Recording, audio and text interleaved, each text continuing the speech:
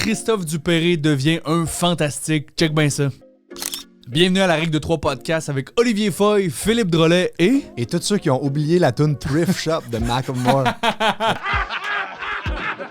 Christophe Dupéré est devenu un des nouveaux fantastiques à l'émission Véronique et les Fantastiques, ce qui veut dire qu'il fait maintenant partie d'un groupe d'humoristes encore plus sélect que les parlementeries.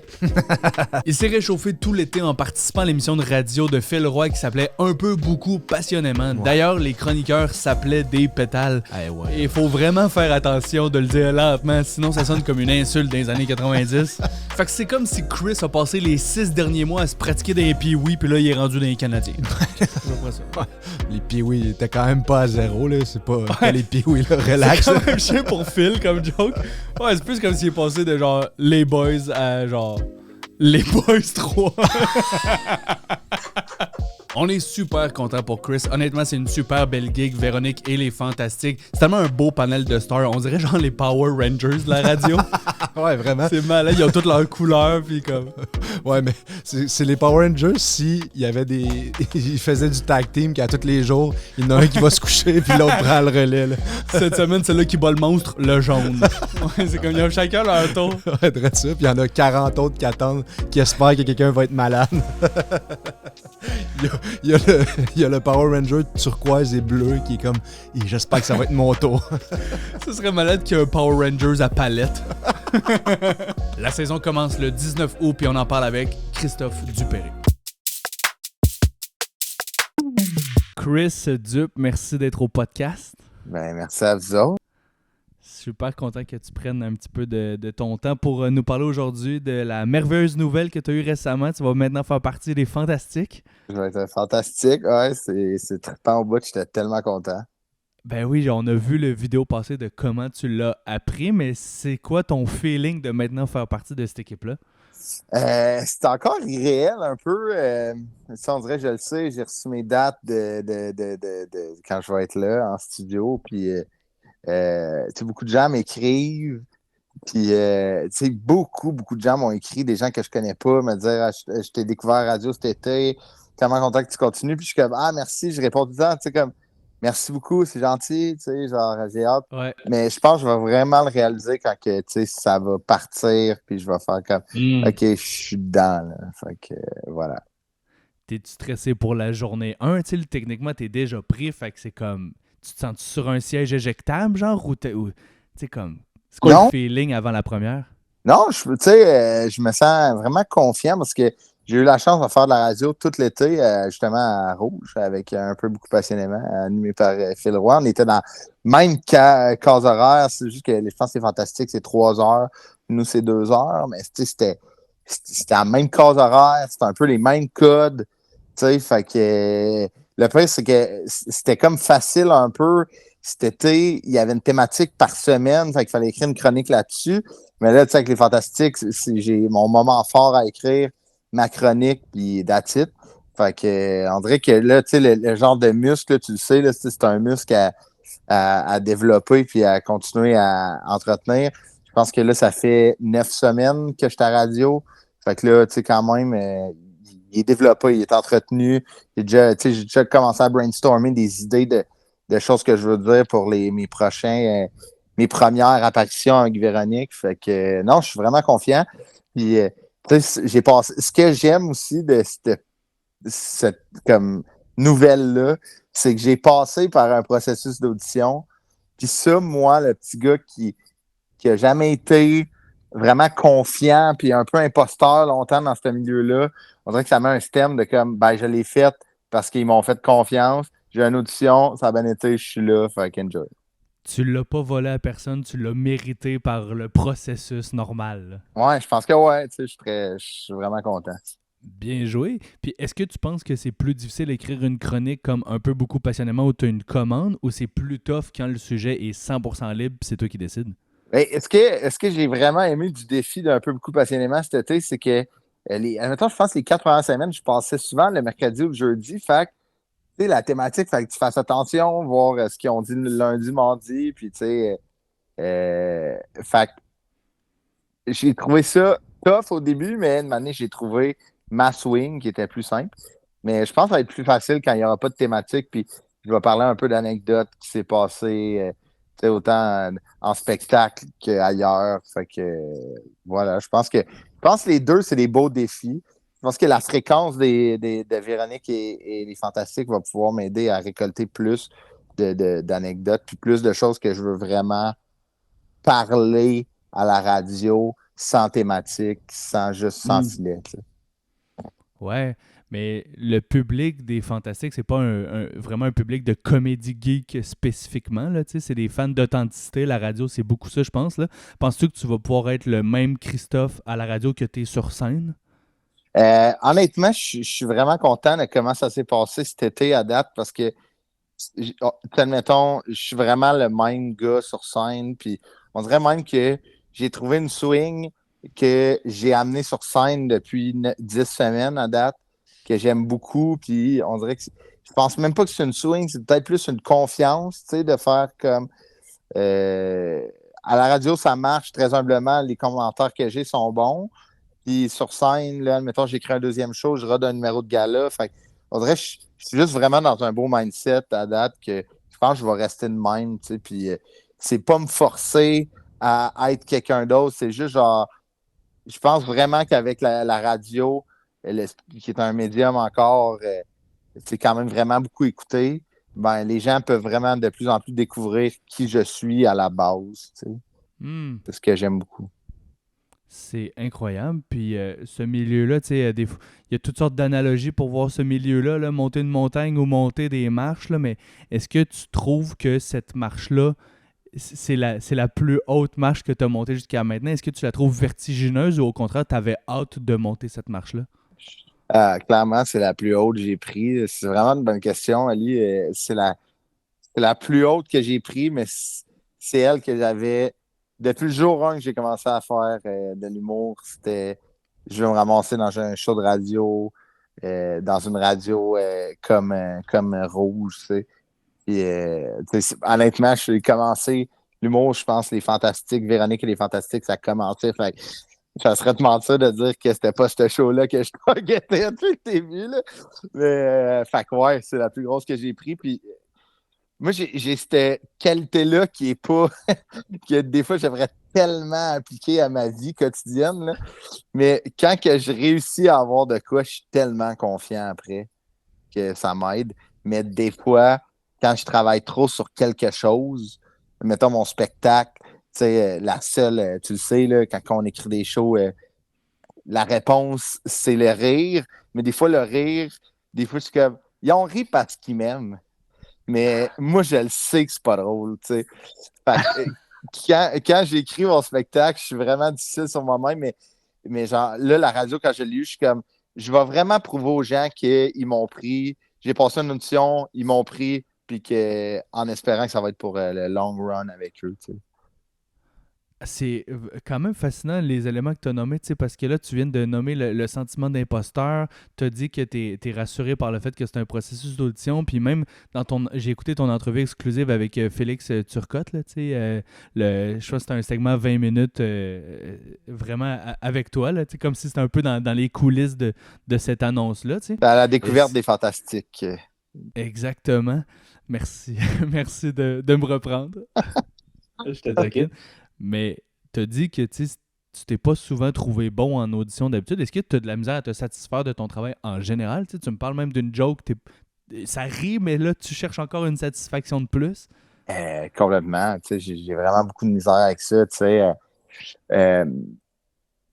moi, admettons, mon premier spectacle, Malhabile, parle énormément d'anxiété de performance, puis de tu sais, je me suis toujours considéré un peu beige, tu sais, de faire comme. On dirait que j'ai toujours eu de la misère à prendre ma place dans un groupe parce que je voulais pas déranger. Là, l'humour vient comme un peu, excuse-moi du terme, là, mais crisser un coup de batte de baseball dans une pile de flûte à champagne, là, tu sais, ça pète tout.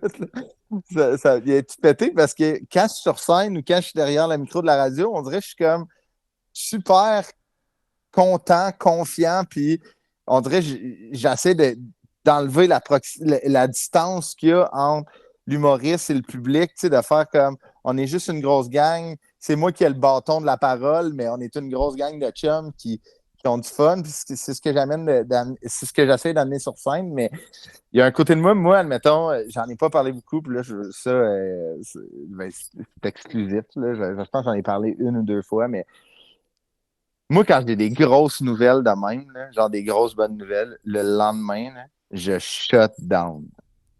Genre, je te dis, c'est trop de pas trop de pression, mais genre, tu sais, trop d'amour, là, le lendemain. Là, admettons, quand ça a sorti, le lendemain, j'étais à la radio le soir, ça a sorti, bang. Le lendemain, je partais 6 jours en vacances avec ma blonde, admettons, de Saint-Hyacinthe à genre, admettons, 15 minutes après Saint-Hyacinthe, je broyais à chaudes larmes, rempli d'anxiété, de comme, c'est un peu genre une petite voix qui me dit, tu sais, d'imposteur, mais j'essaie de la calmer, puis des fois, juste, la façon de la calmer, c'est que tout sorte, tu sais, genre que la pression sorte, puis je fasse comme.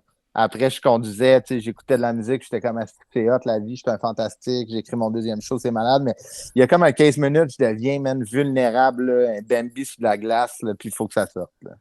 Chris, ça devait être le fun, ce road trip-là. Toi qui es comment, c'est plate, il pleut. Non, tu pleures.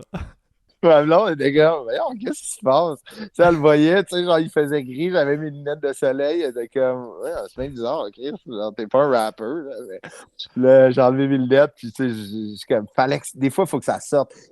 Mon gars-là, l'année passée à Québec, c'est la même affaire. Le lendemain, les critiques rentraient, puis si j'étais pas bien, tu sais. Mais ça dure genre 15 minutes. Mais là, tout est beau. Mais je comprends, mais merci pour ton partage. C'est comme si la réalité, en fait, rentre d'un coup, là, tu sais.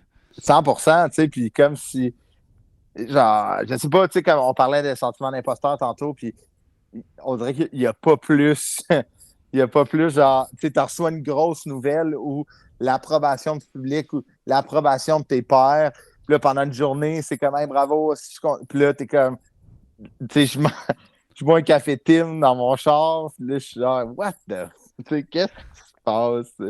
Fait que, mais je pense que c'est une dualité que je vais avoir toute ma vie puis que je suis content de vivre avec. C'est un reality check, là.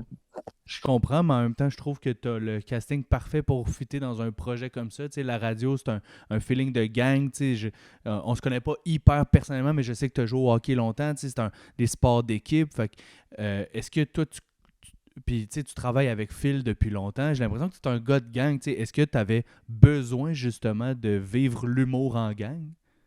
Hey, c'est une bonne question. Christy, les gars, man, ça va faire des bonnes questions. Ouais, j'en ai parlé une couple de fois dans les podcasts, dans les entrevues, que j'ai dit, il y a de quoi de l'humour qui me fait vraiment penser au hockey en trame de fond.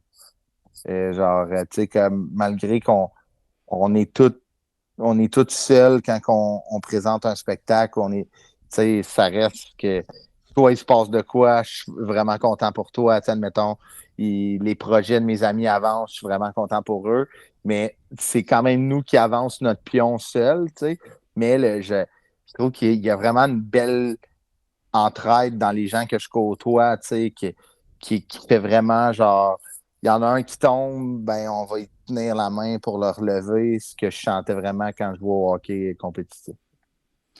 C'est incroyable parce que ça peut être un milieu solitaire. C'est facile, je pense, tomber dans la solitude, puis c'est un genre de combat de vivre ce métier-là en gang. Tu sais, c'est pas toujours si facile que ça d'être content pour les autres. Fait que malade si t'es capable de le vivre. Puis on a nommé les premières parties, justement. Tu sais, je serais curieux de savoir, toi, c'est quoi la clé que tu as trouvée pour rendre un peu tes premières parties mémorables ou tu sais, tu as eu la gig tellement longtemps. C'est quoi la clé que tu as trouvée dans ce mandat-là? Moi, je m'étais mis 2 objectifs à la base. C'était vraiment, je l'avais comme vu un peu comme, c'est tellement de l'exposure puis de l'apprentissage rapidement. Là, tu sais, t'es quand même, tu le sais, là, t'en fais là, d'être pitché un peu dans la gueule du loup parce que t'as 15 minutes dans une salle de 1000 places qui ont zéro payé pour toi, puis j'allais dire la moitié, pas vrai. 95% des gens ne savent pas t'es qui, tu sais. Puis, fait que là, il faut que tu les convainques. Et je m'étais dit, je veux vraiment apprendre de ça, comme si c'était un peu mon école nationale de l'humour. Tu sais, moi, j'ai été refusé 2 fois. Puis j'étais comme, je vais proposer de quoi à des gens différents tous les soirs.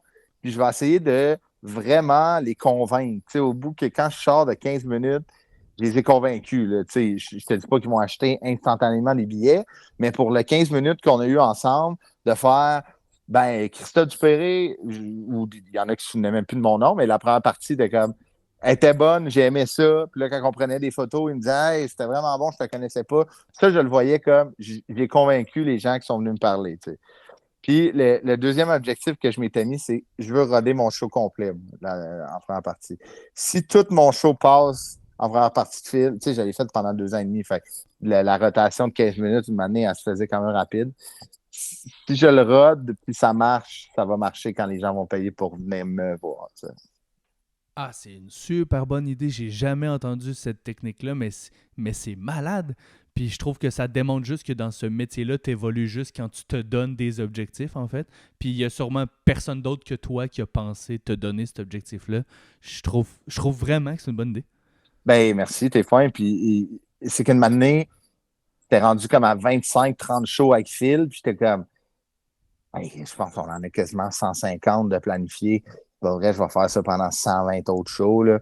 Genre, puis moi, je me connais, quand je fais un numéro trop longtemps, ça paraît dans ma face que j'ai plus de fun. Fait que je suis comme là, c'est mettre un double bâton dans les roues. Tu sais, c'est là, si j'ai pas de fun, ils n'auront pas de fun, puis je peux pas arriver 2 ans plus tard avec juste un 15, tu sais. Wow, puis c'est malade. Ça veut dire aussi que l'écriture de ton show a dû en bonifier parce que, comme aux 15 minutes, ça te prend un punch-out quasiment. Ou, tu sais, c'est comme, ça veut dire que, fait qu'il il est punché de manière comme vraiment efficace, ce show-là, ça veut dire. Puis, tu sais, aussi, un gros merci à Phil de m'avoir mis aucune contrainte, là. Tu sais, genre de faire comme. Tu sais, j'étais même pas obligé. Il était comme, hey, have fun. Puis, tu sais, quand j'ai dit ça, j'étais comme, il était genre, ben, j'espère. Tu sais, genre, j'espère que ça va te servir à quelque chose de concret. Puis, tu sais, ça a été vraiment une belle école. Puis, j'ai appris avec un gars que c'était son deuxième one-man show, qu'il a fait la première partie à Louis-José Hood. Tu sais, il en a vu, puis j'ai beaucoup appris. C'était fantastique. Malade, pour ton show Malhabile, est-ce que tu avais toi-même une première partie? Oui, Francis Legendre puis Evelyne Roy-Molga alternaient ensemble. C'était fantastique. Les deux ont été super bons et bonnes. C'était vraiment le fun de les voir aller. Malade. Et comme tu es un gars de gang pour la prochaine tournée, c'est qui que tu reprendrais peut-être en première partie ou ce serait qui les gens, tu penses, de la relève que tu voudrais donner cette chance-là pour une prochaine tournée? C'est une bonne question.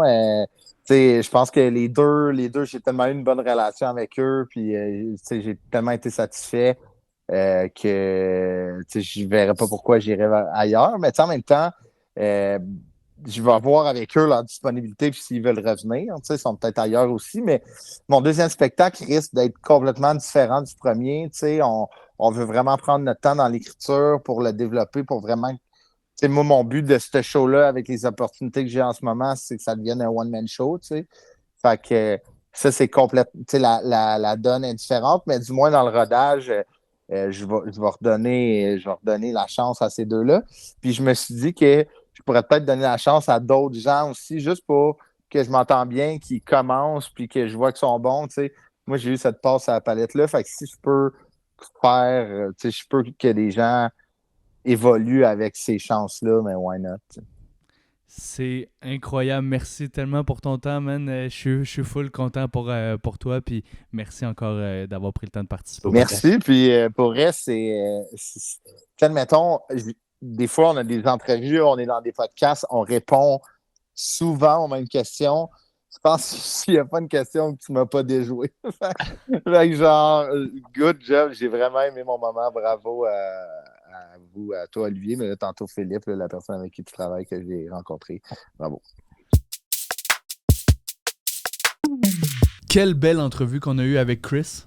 Tellement, c'était fou, hein? Je suis vraiment content. Je l'ai trouvé transparent, je l'ai trouvé honnête. J'ai trouvé que sa caméra shakeait beaucoup aussi. Ouais, c'est ça. C'était un bon trépied, ma main de main. C'est excellent. J'ai aimé son background aussi d'affaires électroniques semi-branchées. Je pense qu'il préparerait une bombe s'il était pas prêt au fantastique. Mais honnêtement, j'ai adoré ce moment-là. Il fait partie des gens que je considère comme une bonne relation, mais pas 100% un ami que genre j'ai pas croisé si souvent que ça. Mais je trouve qu'on a été bon. Je vais nous lancer des fleurs en partant de cette discussion-là. J'ai adoré le fait qu'ils disent que nos questions étaient incroyables. Ouais. À chaque fois, là, moi, j'ai ma caméra fermée, mais j'étais de même. J'ai tout adoré. À la fin, t'as fait un segment exclusif avec lui, un segment qui se retrouve seulement sur notre plateforme, genre TikTok et Instagram. Allez voir ça si vous voulez. Yep. Puis tout le long que tu posais des questions, je faisais des thumbs up silencieux dans l'écran. J'étais comme « Ah, Chris, c'est bon! » Ouais, c'était le fun, ouais. Non, il est super cool en plus, Chris. Tu sais, juste, ça montre qu'un gars est smart quand il prend le temps de dire « Hey, les gars, c'est une méchante bonne question, c'est cool ce que vous faites. » Puis tout, ça fait toujours plaisir, tu sais. Et ça démontre à quel point tous les autres journalistes sont fucking boring de demander les mêmes affaires tout le temps. Mais honnêtement, ça m'a comme fait du bien cette entrevue-là. Je l'ai trouvé honnête. C'est un gars accessible. Il nous a donné beaucoup de temps. Il était content de participer, puis on était content de le recevoir. Puis, sais-tu quoi? On a parlé du fait que lui, c'est un team player dans la vie, puis ça s'est ressenti là. T'sais. Tellement. Même si on n'est pas proche, encore une fois, il était team player avec nous autres. Il était dans de participer la seconde j'y ai écrit. Ouais, je suis sûr que la prochaine fois que je vais le voir, je vais faire genre Chris, puis il va être comme Mon chum! C'est malade, là. Vraiment. C'est le genre de gars qui te happe instantanément, que t'as le goût d'être son chum. Là. Je pense que c'est important en estique dans l'humour d'avoir quelqu'un qui t'as le goût que soit ton ami rapidement. Là, ouais. Puis je l'ai nommé rapidement, là, mais honnêtement, la transparence, je trouve que c'est ça la beauté d'un podcast. T'sais, nous, on fait des entrevues. On est moitié scripté puis moitié non scripté comme podcast, mais le bout d'entrevue, je trouve ça le fun, les gens qui se permettent d'être 100% authentiques. Puis le fait de nommer qui trouve ça difficile de se satisfaire de sa job, qui se trouve pas bon quand il sort d'une entrevue, c'est des affaires que sûrement genre 90% des humoristes se sont déjà dit à eux-mêmes. C'est sûr. Mais que t'es comme, hey, si moi être dans une entrevue, je vais un peu pas le dire, là, puis je vais avoir l'air du gars qui est vraiment tout le temps super confiant. Là. Ouais, exact. Ouais. Mais lui, il a décidé de flipper ça à l'inverse. Il est comme, j'étais sûr que je l'aurais pas. J'ai attendu pendant 2 mois, j'étais comme, je suis le pire au monde, puis finalement, il l'a eu. Fait que c'est ouais, beau. Puis c'est peut-être de quoi aussi que. Peut-être que faire beaucoup de premières parties, tu sais, puis de longtemps avoir hâte de passer le step, mettons. Tu fais des premières parties. Tu sais, je pense que c'est un des meilleurs gars de première partie ever. Sûrement. Là, tu sais, il a tellement de bonne vibe. C'est insane, là, tu sais. On n'a pas eu le temps de lui demander, mais je voulais lui demander, genre, tu penses-tu que t'es le meilleur en première partie ever, genre? Tu sais, de savoir sa vision de comment qu'on fait une bonne première partie. Je sais pas si t'en as fait quand même pas mal des premières parties. J'en ai fait une coupe. Après, je pense que il y a comme une combinaison de 1000 affaires. Là, genre être bon, oui, puis être bon pour la personne pour qui t'as fait. Parce que je pense que t'as pas nécessairement la même énergie selon la personne pour qui tu ouvres. Mais je pense que genre Phil et Chris ont une énergie similaire. Fait que non seulement il est bon, mais en plus il fit parfaitement avec la crowd qui viennent voir Phil. T'sais. Ouais, je comprends. Mettons des bonnes premières parties. Genre Nive est excellent dans ma tête. Il fait les premières parties de Louis José pendant fucking longtemps. D'ailleurs, ça serait hâte de le recevoir pour jaser de ce rôle-là. Mais Chris, il a été généreux, il a été bon. C'est une bonne personne, il mérite d'avoir des opportunités. Fait que, c'est hâte. Je suis choyé. Nice. Si t'as le goût d'écouter les podcasts, cette semaine, Sous-Écoute recevait Étienne Dano et Danick Martineau. Couple ouvert était live à Drummondville avec Josiane Aubuchon. Deux Princes parlaient d'Adonis et de problèmes des auditeurs. Tout le monde saillit était avec Marina Bastarache. Au Frenchcast, l'invité était Jacob Ospian. Jer Alain recevait Jean-Nicolas Véro au WhatsApp Podcast. Le podcast des personnages était avec Joe Cormier et Charles-Antoine Desgranges. Et le Golden Top G Podcast était avec PB Rivard. Merci d'avoir écouté jusqu'à la fin. Si t'es encore là, pas game d'envoyer le lien de l'épisode à un ami sans rien y dire d'autre. Ou à 100 amis. Puis sinon, le démon va être chez vous. On est rendu un spam de courriel. J'adore ça. Bonne fin de semaine.